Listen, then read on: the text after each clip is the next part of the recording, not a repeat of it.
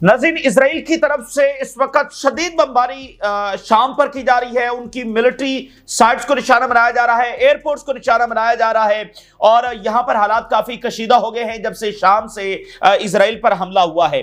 और दूसरी तरफ यूरोप के ऊपर शदीद प्रेशर है, उसकी अपनी गवर्नमेंट्स का भी है, ह्यूमन राइट्स की ऑर्गेनाइजेशंस का भी है, सिविल सोसाइटी का भी है, पार्लियामेंटेरियंस का भी है कि वो जो एग्रीमेंट है इजराइल के साथ, पार्टनरशिप एग्रीमेंट, उसको कैंसिल किया जाए। फिर इसके साथ एक बड़ा वाकया यह हुआ है कि यूरोपीय यूनियन की अपनी जो फाइंडिंग्स है गजा जहरियत के हवाले से, वो जो रिपोर्ट है वो लीक हो गई है और तमाम यूरोपियन मीडिया के ऊपर चल रही है और उसमें यूरोपीय यूनियन की अपनी फाइंडिंग है कि इजराइल वहां पर वॉर क्राइम्स कर रहा है, मैस किलिंग्स कर रहा है। तो अब जो यूरोपीय यूनियन की लीडरशिप है उसके ऊपर और ज्यादा प्रेशर बढ़ गया है कि जब आपकी अपनी रिपोर्ट है, आपकी अपनी फाइंडिंग्स है और वो ये कह रही है कि यहां पर वॉर क्राइम्स हुआ है, तो फिर अभी तक इजराइल के खिलाफ एक्शन क्यों नहीं लिया जा रहा? ये एक बड़ा वाकया हुआ है। इसके साथ नाज़रीन, वर्ल्ड ऑर्डर की सतह का एक और बड़ा वाकया होने जा रहा है और वो ये है कि यूरोपियन लीडरशिप जो है वो चाइना पहुंच रही है, जिसके अंदर फ्रांस के सदर भी हैं और जर्मन चांसलर भी मौजूद हैं और वहां पर वो ताल्लुकात को मजीद गहरा करने के हवाले से, एक स्ट्रेटेजिक शिफ्ट के हवाले से वहां पर तैयारियां चल रही हैं और इस दौरे को बहुत अहमियत हासिल है और ये वर्ल्ड ऑर्डर की सतह का ये दौरा है। और उसके अंदर एक बड़ी डेवलपमेंट ये सामने आ रही है कि चाइना यूरोपियन कंपनी से 500 जेट्स का ऑर्डर करने जा रहा है। इससे पहले चाइना जो अपने जेट्स मंगवाता है वो अमेरिका से मंगवाता है, जो उनकी बोइंग कंपनी है, जिसको अभी मिडिल ईस्ट के कंट्रीज ने भी ऑर्डर किया है, एक सबसे बड़ा ऑर्डर। चाइना उससे भी बड़ा ऑर्डर देने जा रहा है और अमेरिका को नहीं देने जा रहा, यूरोपियन कंपनीज को देने जा रहा है। हालांकि अब तो चाइनीज अपनी कंपनी भी उनकी जो है वो इतनी कैपेबल है कि वो ऐसे एयरक्राफ्ट बना सकते हैं, लेकिन वो यूरोप को ऑर्डर देने जा रहे हैं और उसका मकसद सिर्फ यही है कि वो सिग्नल दे रहे हैं और उसका मैदान तैयार कर रहे हैं कि वो यूरोप के साथ ताल्लुकात गहरे करना चाहते हैं और ये अमेरिका के लिए सबसे बड़ा धचका होगा। अमेरिकन एम्पायर जो कायम हुआ है वो यूरोपियंस की वजह से कायम हुआ है और अगर यूरोपियंस ना होते तो अमेरिकन एम्पायर कभी कायम ही ना होता। तो अगर यूरोप से कोई इस लेवल का बड़ा शिफ्ट आता है जिसके लिए मैदान सज रहा है और ये बहुत बड़ा वाकया के 500 जो जेट्स हैं वो ऑर्डर होने जा रहे हैं, तो ये एक बड़ा वर्ल्ड ऑर्डर की सतह का इकदाम होगा। इस पर भी हम डिस्कस करेंगे। और यूक्रेन जो है वो मजीद इस तरह के हमले रशिया पर करने जा रहा है जैसा उसने संडे को किया है। इस तरह की मजीद तैयारियां हो रही हैं, लेकिन तमाम तर कोशिशों के बावजूद, तमाम तर नेटो के ऑपरेशन के बावजूद और अब वो तमाम ज़ाब्तों और उन तमाम अंडरस्टैंडिंग्स को जो उनके दरमियान हुई हैं, रशिया के साथ हैं, मुख्तलिफ एग्रीमेंट्स जो तय हुए हैं, उन सब को वायलेट करते हुए तमाम तर नंगी ताकत का इस्तेमाल कर रहे हैं। लेकिन उसके बावजूद रशिया का जो गलबा है वो यूक्रेन बैटल के अंदर इस वक्त मौजूद है, फिर वो यूक्रेन बैटल में इस वक्त है और रशिया बड़ी विजडम के साथ, किस स्ट्रेटजी के साथ आगे बढ़ रहा है और नेटो के लिए ये किसी तौर पर पॉसिबल नहीं है कि वो यहां पर जो है वो विक्टोरियस हो सके। अल्टीमेटली जो विक्ट्री है वो रशिया ही के हाथ में आने वाली है और ये नेटो के मुकद्दर का फैसला करेगी और नेटो इसके बाद कोलैप्स हो जाएगा। अगर रशिया इसमें मुकम्मल तौर पर विक्ट्री हासिल कर लेता है तो ये नेटो मुकम्मल तौर पर कोलैप्स हो जाएगा। इसलिए नेटो पूरा जोर लगा रहा है और अभी जो समिट हो रहा है उसमें मुमकिन है कि यूक्रेन को नेटो का मेंबर भी डिक्लेयर कर दिया जाए या उसकी तरफ अहम कदम बढ़ाया जाए। लेकिन रशिया अपनी स्ट्रेटजी के साथ आगे बढ़ रहा है, वो भी आपके साथ शेयर करेंगे। आगाज हम सीरिया से करते हैं। सीरिया से एक अनयूजुअल वाकया हुआ, रॉकेट जो है वो गुलान हाइट्स के ऊपर इजराइल के ऊपर फायर हुए। उसके बाद इजराइल भी हिल गया और अमेरिका भी, और अमेरिकन स्पेशल इन्वॉय जो है वो हंगामी तौर पर इजराइल पहुंचे और उसके बाद वो गुलान हाइट्स पर गए। इस वक्त टर्की भी माफिया तलाफियां कर रहा है इजराइल से। सीरिया जो है उसकी जो दमिश्क अथॉरिटीज, जिसको खुद इजराइल लेकर आया है, और नेतन्याहू ने गुलान हाइट्स पर खड़े होकर इस चीज का क्रेडिट लिया था कि इस रजीम को हम लेकर आए हैं। फिर उसी रजीम के ऊपर हमले भी किए और लैंड्स के ऊपर कब्जा भी कर लिया और जो बमबारी होती रही तमाम मिलिट्री साइट्स के ऊपर कई दिनों तक, कई हफ्तों तक, वो भी हमने देखी। और अहमद अल शरा को जो है वो बहुत बुरी जुबान भी उसके खिलाफ इस्तेमाल की, लाने का क्रेडिट भी लिया, बाद में उसको बुरी जुबान भी इस्तेमाल की और कहा कि ये तो फसाद फैलाने वाला है, इस तरह की बातें भी की। ठीक है, और अब जो है वो वही सीरियन अथॉरिटीज एक तरह से कदमों में पड़ी हुई हैं इजराइल की और माफी तलाफियां वो भी मांग रही हैं और टर्की भी मांग रहा है, इसमें कोई दो राय नहीं है। इजराइल के साथ इंगेज कर रहा है, उसको कह रहा है कि हम दोबारा ऐसा नहीं होने देंगे, बहुत सारा कुछ कर रहा है। लेकिन इसके बावजूद जो इजराइल है उसने कोई रहम नहीं खाया है और उसने स्ट्राइक्स बढ़ा दी हैं सीरिया के अंदर। और हमा का जो एयरपोर्ट है उसको निशाना बनाया इस वक्त, दमिश्क से आगे जाकर हमा का जो एयरपोर्ट है उसको निशाना बनाया है। तो इजराइल एक ऐसी बेरहम ताकत है कि जिससे आप रहम की अपील करते हैं तो वो आपको और दर्द देगा, वो आपके ऊपर और बेरहमी दिखाएगा, क्योंकि इजराइल को एक ही चीज रोक सकती है और वो ताकत है। अगर आप उसके सामने कोई व्हाइट फ्लैग दिखाएंगे, उसके सामने कोई सरेंडर करेंगे, उसके सामने कोई अपील करेंगे, कोई रहम की भीख मांगेंगे, तो आपको और दर्द देगा। और अब आप देखिए कि ये जो कंट्रीज हैं ये इजराइल को स्टेबलाइजिंग फोर्स कहते हैं और ये इसी डायरेक्शन में मूव कर रहे हैं कि जो इजराइल के खिलाफ इकदाम उठाता है असल में वही गलत रास्ते के ऊपर है। इजराइल के साथ इंगेज करना चाहिए, इजराइल के साथ, क्योंकि इजराइल अमन चाहता है, उसके साथ मिलकर ही अमन आ सकता है। इजराइल के खिलाफ इकदाम उठाने से तो ये डीप स्टेबलाइजेशन है।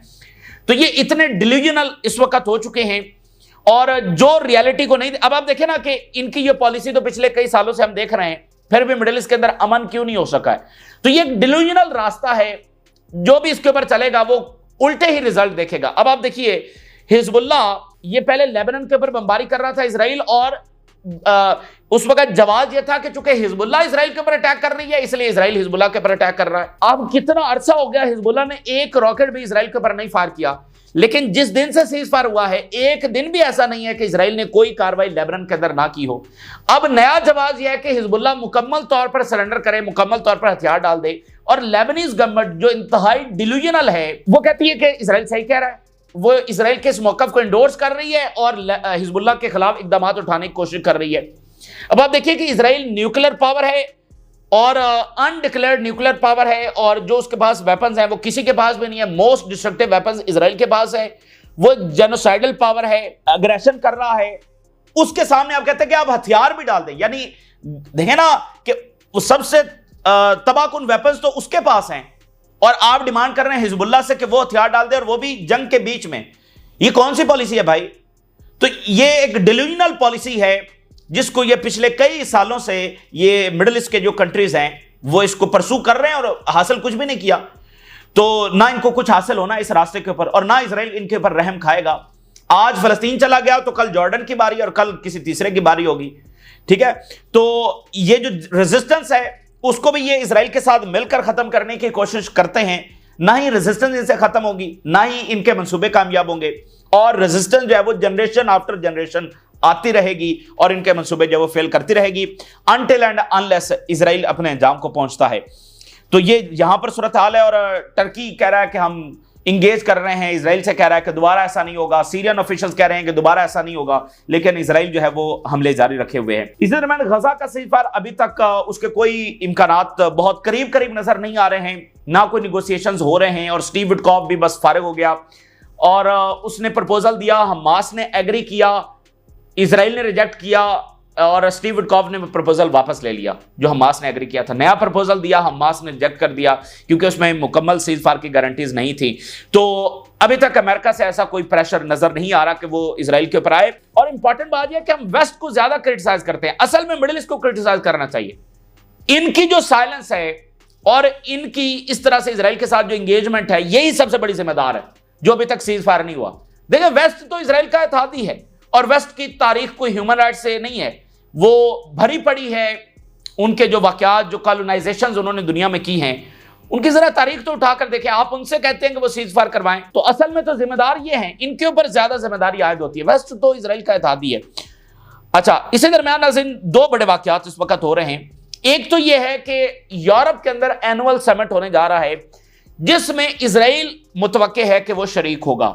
डिस्पाइट के जो सारा वहां से क्रिटिसिज्म आ रहा है उसके बावजूद इजराइल इसमें शरीक होने जा रहा है, और यूरोपीय यूनियन की जो लीडरशिप है उसके ऊपर इस वजह से शदीद तनकीद हो रही है, शदीद प्रेशर है कि इजराइल को उसकी पार्टिसिपेशन कैंसिल की जाए। दूसरी तरफ क्या हुआ है कि यूरोपीय यूनियन की अपनी रिपोर्ट जो है, और वो 2024 की रिपोर्ट है, जो फाइंडिंग्स यूरोपीय यूनियन की रिपोर्ट में थी और उन्होंने छुपा कर रखी हुई थी, जिसमें वाज़ेह लिखा हुआ है कि जेनोसाइड हो रही है, वॉर क्राइम्स हो रहे हैं, वो रिपोर्ट लीक हो गई है और उसमें यूरोपीय यूनियन की अपनी फाइंडिंग्स है कि इजराइल यहां पर ये सारा कुछ कर रहा है, लेकिन यूरोपीय यूनियन ने वो रिपोर्ट पब्लिश ही नहीं की। अब वो जो है वो किसी तरीके से अंदर से लीक हो गई है, तो अब उनके ऊपर और ज्यादा प्रेशर है कि एक तरफ तनकीद और एक्शन मिसिंग, ऊपर से इस समिट के अंदर इजराइल की शिरकत, तो प्रेशर है कि जो पार्टनरशिप एग्रीमेंट है वो इस मीटिंग से पहले जो है वो कैंसिल किया जाए और इजराइल की शिरकत को जो है वो कैंसिल किया जाए। और अगर यूरोप अभी भी साइलेंस रखता है तो उसका तमाम जो इंस्टीट्यूशंस हैं उन तमाम की क्रेडिबिलिटी साख मुकम्मल डिस्ट्रॉय होने जा रही है, उनका पूरा ऑर्डर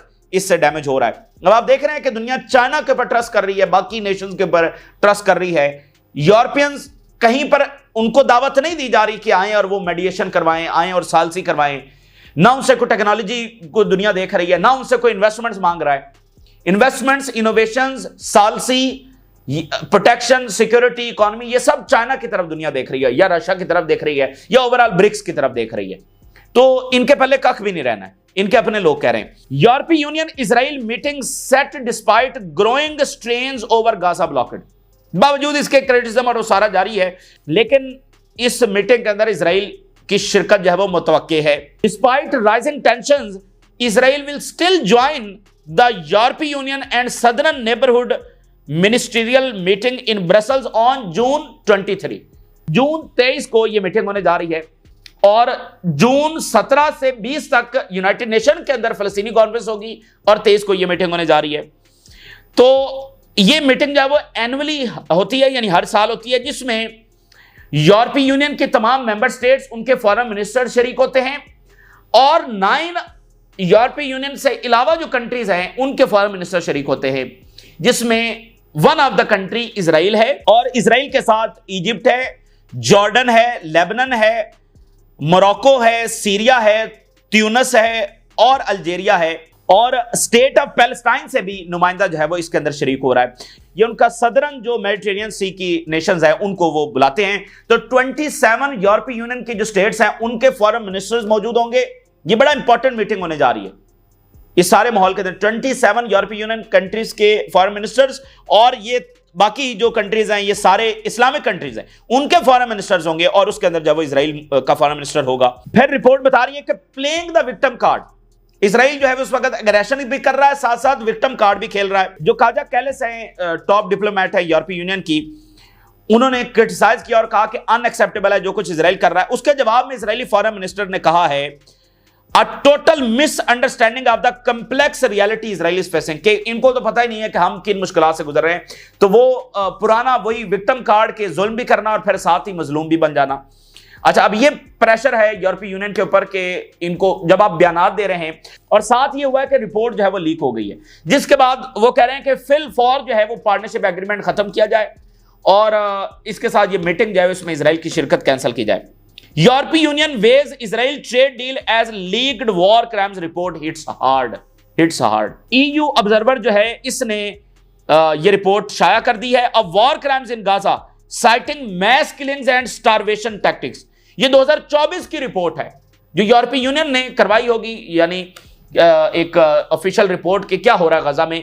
तो वो रिपोर्ट छुपा ली गई, उसको पब्लिश नहीं किया गया और यूरोप कहता रहा पिछले वीक तक ये कहता रहा कि वहां पर कोई वॉर क्राइम्स नहीं हो रहे और इजराइल सेल्फ डिफेंस कर रहा है। हालांकि ये रिपोर्ट उनके पास मौजूद है, सारी दुनिया को पता है कि वहां पर क्या हो रहा है। और ये डॉक्यूमेंट जो है वो इसने एक्सपोज किया है किस एक्सटेंसिव लेवल के ऊपर इजराइल वायलेशंस कर रहा है और committed by Israel in Gaza में फर्दर कॉम्प्लिकेट यूरोपीय union leaders efforts to justify the continuation of Israel's trade status under the यूरोपीय यूनियन इजराइल एसोसिएशन एग्रीमेंट।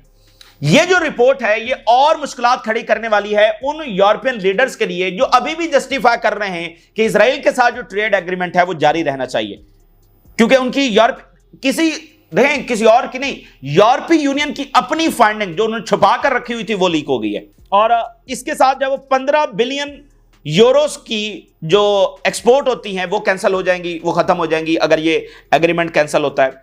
आगे वो लिखता है कि this is the evidence so overwhelming the EU would make a joke। आगे वो लिखता है कि यूरोपीय यूनियन अगर अभी भी ये कहता है कि नहीं इजराइल जब कोई वॉर क्राइम्स नहीं कर रहा तो वो इटसेल्फ एक जोक बनकर रह जाएगा, वो एक मजाक रह जाएगा। और ignoring these findings would undermine the UN system and the authority of international legal institute. और इनका अपना जो सारा सेटअप है, जो इनके अपने इंस्टीट्यूशंस हैं, इनका जो अपना ऑर्डर है, वो सब धड़म से गिर जाएगा। यानी वो मजीद डैमेज होगा और अल्टीमेटली गिर जाएगा कि एक इतनी स्ट्रॉन्ग एविडेंस मौजूद है और उनकी अपनी फाइंडिंग्स हैं, उसको वो डिनाई कर सकते हैं कैसे? तो अगर करते हैं तो फिर हैसियत ही कोई नहीं रह गई। The report accuse of Israel mass killing of civilians including women and children as well as the intentional use of starvation as a weapon of war. इसमें वाज़ेह तौर पर लिखा है कि औरतों और बच्चों को मारा जा रहा है और स्टारवेशन को, फाकों को एज अ वेपन इस्तेमाल किया जा रहा है, कोई पीछे चीज रह नहीं जाती है। यूरोपीय union institutions under scrutiny ahead of trade view. यूरोपीय यूनियन का जो ट्रेड एग्रीमेंट होता है उसमें कुछ शराइत होती हैं, जिसमें एक आर्टिकल 2 है। आर्टिकल 2 यह कहता है कि अगर वो मुल्क ह्यूमन राइट्स की वायलेशंस का मुर्तकिब पाया जाएगा तो उसके साथ ये एग्रीमेंट कैंसिल कर दिया जाएगा।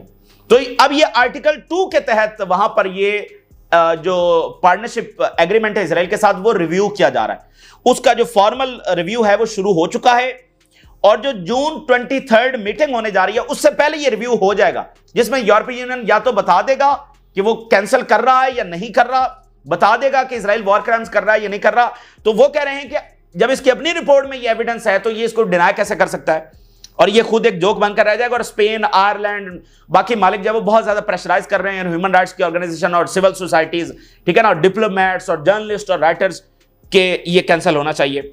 और आखिर में वो लिखता है कि जो उर्सुला है, जो प्रेसिडेंट है यूरोपीय यूनियन की, he is avoiding to confront Israel directly. ये सबसे बड़ी जो ज़ायनिस्ट है ये इस वक्त रुकावट बन रही है, leading to concerns that the review's finding may be diluted. तो ये कोई ऐसा इकदाम उठा सकती है कि इसराइल को प्रोटेक्ट करने के लिए, ठीक है। तो ऑलरेडी जो रिपोर्ट नहीं शाया हो रही थी वो इसकी वजह से नहीं हो रही थी, और अब भी ये कोई ऐसा इकदाम उठा सकते। तो एक बड़ी फाइट जब अंदर वहां पर जारी है और प्रेशर है यूरोपीय यूनियन के लीडरशिप के ऊपर। और मैंने आपको बताया कि दुनिया का इक़्तिदार और दुनिया की नेशंस अब किसी और की तरफ देख रही हैं। तो अगर ये अपनी साख अभी भी नहीं बचाते, ऑलरेडी तो डिस्ट्रॉय हो चुकी है, अगर अभी भी ये सीज फायर नहीं करवाते और इस चीज को रिकॉग्नाइज नहीं करते कि इसराइल ये जुल्म कर रहा है, तो फिर इनकी क्या हैसियत रह जाएगी आलमी स्टेज के ऊपर। अच्छा, इसी दरमियान नाज़रीन, इजिप्ट के जो प्रेसिडेंट हैं वो यूएई पहुंचे हैं। ये भी अहम दौरा है। यूएई की $35 बिलियन की इन्वेस्टमेंट जो है वो इजिप्ट के अंदर हो रही हैं। जो मिस्र की बंदरगाहें हैं वहां पर इन्वेस्ट कर रहा है यूएई। यूएई सीरिया में भी इन्वेस्ट कर रहा है, इजिप्ट में भी इन्वेस्ट कर रहा है, अफ्रीका के बाकी मालिक में भी इन्वेस्ट कर रहा है। लेकिन सूडान में इसको अच्छी नज़र से नहीं देखा जा रहा क्योंकि वहां पर बहुत ज़्यादा इल्जामात यूएई के ऊपर लग रहे हैं। बहरहाल, लेकिन ये इन्वेस्टमेंट्स और आपस में कोऑर्डिनेशन जारी, लेकिन ये सब जो है वो गजा का सीज फायर करवाने में अभी तक कोई सूदबंद साबित नहीं हो रहा। अब आलमी आर्डर की सतह के ऊपर एक और जो बड़ा वाकया होने जा रहा है। देखिए, सिक्योरिटी जो अलायंस है ना, ये वर्ल्ड ऑर्डर को तय करेगा कि कौन किसके साथ खड़ा होता है। एक पावर हाउस है यूरोपीय यूनियन, एक पावर हाउस है अमेरिका, एक पावर हाउस है चाइना, एक पावर हाउस है रशिया और ब्रिक्स उसके बाद आप कह लें जो इमर्ज कर रहा है। तो यूरोप और जब अमेरिका साथ खड़े हैं तो उनके मुकाबले में कोई भी नहीं टिक सकता है। लेकिन चाइना अब एक ऐसा पावर हाउस इमर्ज करता चला जा रहा है जो टक्कर दे रहा है। अब इसमें अगर यूरोप भी अमेरिका से निकलकर या इंडिपेंडेंट हो जाए या चाइना के कैंप के अंदर चला जाए या चाइना के हॉस्टाइल ना हो, तो फिर अमेरिकन एम्पायर को ये सबसे बड़ा धचका होगा। और इस वक्त चीन की नजर जो है वो यूरोप के ऊपर है, ठीक है। अच्छा, अब एक बड़ा वाकया जो होने जा रहा है कि अहम तरीन एक समिट होने जा रहा है चाइना के अंदर और 50 साल पूरे होने वाले हैं चाइना और यूरोप के डिप्लोमेटिक टाइज के। अब आप कहेंगे कि 50 साल कैसे, क्योंकि चाइना तो 49 के अंदर आजाद हुआ है, लेकिन उस वक्त वेस्ट के जो ताल्लुकात थे वो ताइवान से थे, चाइना से नहीं थे। जब निक्सन का दौरा हुआ है तो उसके बाद बाकायदा वन चाइना पॉलिसी को माना गया और वीटो जो है वो मेनलैंड चाइना को शिफ्ट किया गया ताइवान से। तो फिर तब से जो है वो यूरोपियन कंट्रीज के डिप्लोमेटिक टाइज है वो चाइना के साथ शुरू हुए हैं। तो 50 साल उसको पूरे होने जा रहे हैं और उस तनाजुर के अंदर ये बहुत बड़ा समिट होने जा रहा है। और पीछे एक बैकग्राउंड है, ऑलरेडी यूरोप को ऑफर कर चुका है चाइना। तो इस दिन की मुनासबत से यानी मीटिंग्स और बहुत सारी चीजें होने जा रही हैं, जिसमें मैक्रोन शरीक होने जा रहे हैं, जिसमें जर्मन चांसलर शरीक होने जा रहे हैं और बाकी मुल्कों स्पेन के प्राइम मिनिस्टर जो है वो भी शरीक हो सकते हैं। तो ये बहुत बड़ा एक इवेंट होने जा रहा है जिसमें चाइना तैयारी कर रहा है कि वो यूरोप को बड़ी डील्स ऑफर करे। और सबसे पहला वो जो सिग्नल भेज रहा है इस मीटिंग से पहले ही वो ये है कि 500 जो जेट्स हैं उनकी वो ऑर्डर देने जा रहा है फ्रांस की कंपनी एयरबस को और एक जर्मन कंपनी है उसको। और ये बहुत बड़ी तब्दीली इसलिए है कि इससे पहले बोइंग से तैयारे खरीदे जाते हैं, अमेरिका से खरीदे जाते हैं, लेकिन अब बोइंग से चाइना नहीं खरीद रहा, यूरोप से खरीद रहा है। हालांकि बोइंग सबसे बड़ी कंपनी है और वो उनके अपने, चाइना के अपनी भी कंपनीज हैं, लेकिन वो यूरोप से खरीद रहा है। एक सिग्नल भेज रहा है कि हम तैयार हैं आपके साथ बड़े लेवल के मुआहदे करने के लिए। China weighs massive Airbus aircraft order ahead of European union leaders visit. 500 ये जेट्स होंगे। European union leaders prepare to visit Beijing in July. अब आप देखें कि अगला ये महीना कितना इंपॉर्टेंट होने वाला है। मिड जून के अंदर यानी 17 से 20 जून तक जो है वो फलस्तीनी कॉन्फ्रेंस, 23 जून को ये यूरोप का मीटिंग, उसमें इजराइल होगा नहीं होगा, और उससे पहले जो है वो एग्रीमेंट के बारे में भी उन्होंने फैसला करना है। जुलाई के अंदर ये होने जा रहा है और आगे अक्टूबर के अंदर जो है वो अरब लीडरशिप मॉस्को जा रही है। 50 इयर्स डिप्लोमेटिक जो टाइज हैं, रिलेशंस हैं, उनकी एनिवर्सरी है। और China Airbus aircraft order would represent one of the largest in the countries aviation history. ये चाइना की तारीख का सबसे बड़ा ऑर्डर होने जा रहा है। And could serve as a geopolitical signal amid ongoing trade tension with United States. और ये बहुत वाज़ेह मैसेज होगा कि अमेरिका के साथ एक तिजारती जंग चल रही है, तो चाइना शिफ्ट कर रहा है टुवर्ड्स यूरोप, तो ये एक जियोपॉलिटिकल सिग्नल होगा। डील में coincide with European Union China diplomatic anniversary. Macron and chancellor are among the European leaders expected to visit Beijing in July. ये दो और बाकी यूरोप के बाकी मालिक भी शामिल होंगे। Both France and Germany are key stakeholders in Airbus and high profile China Airbus aircraft order would send a clear diplomatic signal of Beijing's intent to deepen ties with Europe। बिल्कुल वाज़ेह ये message होगा। Beijing continue to sideline Boeing amid trade rift। Boeing से China जो अपने आप को sideline कर रहा है। और while Airbus to stand gain its US rival Boeing remains sideline in China। Airbus जो है, जो फ्रांस और जर्मनी की कंपनी है, यानी इसका हेडक्वार्टर फ्रांस में है लेकिन जर्मनी के भी शेयर्स हैं, वो गेन कर रही है और बोइंग जो है वो साइडलाइन हो रहा है। और चाइना ने अपनी जो प्राइवेट एयरलाइंस कंपनीज हैं उनको भी ऑर्डर किया है कि बोइंग के कोई तारे जो है वो ना खरीदे जाएं। तो ये एक बड़ा वाकया है। और इसी दरमियान जो है वो ट्रंप इस वक्त कोशिश कर रहे हैं चीन के सदर के साथ कॉल पर बात करने की, लेकिन कॉल पर बात नहीं हो रही है। और ट्रंप ने कहा कि he is extremely hard to make deals with. बड़ा मुश्किल है कि प्रेसिडेंट ऑफ चाइना के साथ कोई डील की जा सके। He is very hard, he is very tough. और ट्रंप कोशिश कर रहा है कि चाइनीज सदर के साथ कॉल हो जाए, लेकिन वो आगे से जवाब नहीं दे रहे हैं। ये अमेरिकी सदर के साथ आज ये हो रहा है बहरहाल। अच्छा, इसी दरमियान नाज़रीन यूक्रेन जो है वो मजीद ऐसे ऑपरेशन करने की तैयारी कर रहा है, लेकिन ये ऑपरेशंस यूक्रेन को जो उसकी डिफीट हो चुकी है उससे बचा नहीं सकते और अल्टीमेट डिफीट उसकी आ रही है। अब जरा रिपोर्ट देखिए। Ukraine missile disadvantage grows as Russia ramps up attacks. Ukraine का एक तो देखें, रशिया की ग्राउंड फोर्सेस आगे बढ़ रही हैं और ये जो इन्होंने ऑपरेशन किया है ये सिर्फ अपनी नाकामियों को छुपाने के लिए। भाई रशिया इससे क्या मतलब सरेंडर कर देगा, क्या हो जाएगा। और वैसे भी ये वायलेशंस हैं उन तमाम एग्रीमेंट्स की जो ऑलरेडी नेटो और इन सब ने कर रखे हैं रशिया से। अच्छा, तो अब आप देखिए कि यूक्रेन का जो एयर डिफेंस है वो डिस्ट्रॉय हो रहा है। जो लॉकहीड मार्टिन है अमेरिका की कंपनी, जो पैट्रियट मिसाइल उनको दिए हुए हैं, वो पर ईयर सिर्फ 600 मिसाइल प्रोड्यूस करेगी, क्योंकि बड़े महंगे और बड़ा मुश्किल होता है इनको बनाना। सिर्फ 600 मिसाइल, जिसमें से सिर्फ 200 जब यूक्रेन को भेजे जाएंगे, बाकी वो इजराइल को भेजेंगे या आगे बाकी अपने इत्तेहादियों को भेजेंगे। सिर्फ 200।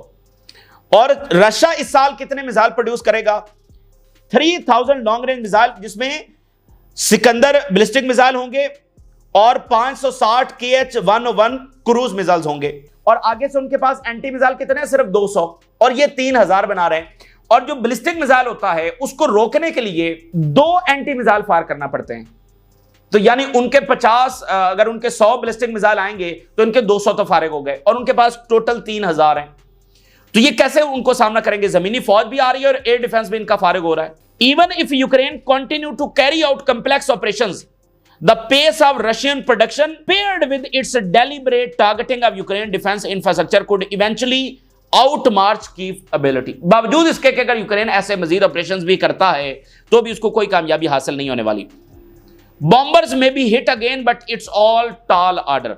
Ukraine is now focusing more on hitting the platforms that launch ballistic and cruise missiles। Ukraine ऐसे मजीद ऑपरेशन करने की तैयारी कर रहा है, लेकिन ये ऑपरेशन करना एक्सट्रीमली डिफिकल्ट है। पिछला जो ऑपरेशन हुआ है उसमें 18 महीने लगे हैं।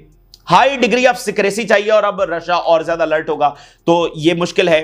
The success can not fundamentally shift the balance of power in the air. ये सारे ऑपरेशंस और जो भी है ये शिफ्ट नहीं कर सकते जो सक्सेस रशिया को हासिल हो चुकी है। तो रशिया ने भी रिस्पॉन्ड भी देना है, वो जंग में फाते है और ये इस तरह के अजीबो गरीब हरकतें कर रहे हैं और रशिया जो है वो आगे बढ़ता चला जाएगा। ये ताजा तरीन। और आपको याद है कर्सक के अंदर ये दाखिल हुए थे और वेस्ट ने कहा था पता नहीं ज़ेलेंस्की ने क्या कर दिया है और उसके बाद क्या हुआ, तो यहां भी वही होने जा रहा है। तो ये इस वक्त की ताजा तरीन सूरत हाल है जो आपके साथ शेयर किया हमने। राय जरूर आगा करें। इजाजत दीजिए, अल्लाह हाफिज।